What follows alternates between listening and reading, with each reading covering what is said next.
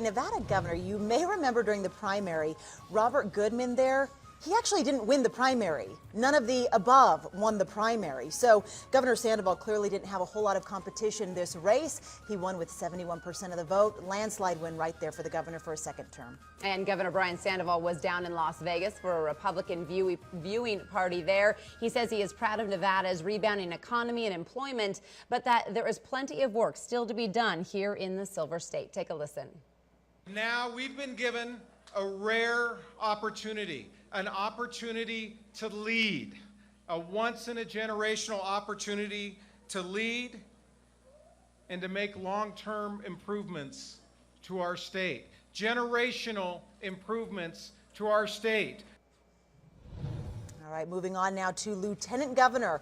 This was a high-profile race because of the if factor. Now, if Governor Sandoval takes on Senator Reed midterm in 2016, this person, Mark Hutchison, right here, he will take over the governor's office. Big race because he is a fellow Republican, and that's what Governor Sandoval was after if he should take on Senator Reed. So we will follow that closely. It'll be interesting to see if that election tonight of Mark Hutchison plays a role in Governor Sandoval going for the Senate. Sure, because if Lucy Flores did win, who knows if he'd be willing to give up the governor's house. So again, we're going to follow this one closely. We've actually asked him before, and he is very careful with his wording. Sure. He says, "I love my job. I will finish my job."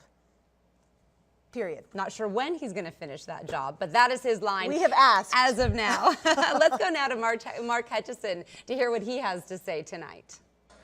She took a terrible chance on me, and I've stood on her shoulders ever since. I think about my friends who have shaped my life, molded my character, and who recently have supported me through 16 months of this campaign with their money and their talent and their time. It is a humbling thing to ask your new friends and your old friends for money and for resources and for time, and they have done it over and over again, and I've stood on their shoulders.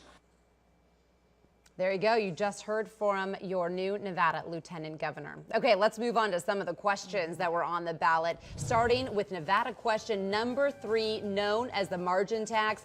Take a look at these numbers. A resounding no from voters with 80%. This would have implemented a 2% margin tax on businesses. That money would have gone to public schools, say supporters. Opponents said no, it would not have necessarily gone to schools. Voters listened and said no, thank you. We were not going to raise those taxes.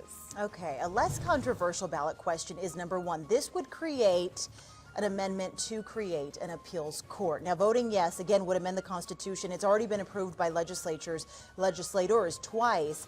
This would create a 3-judge appeals court to lessen the burden on the Supreme Court. Opponents say it's just wasting money. So far, voters are saying, yes, let's move forward and create that appellate court.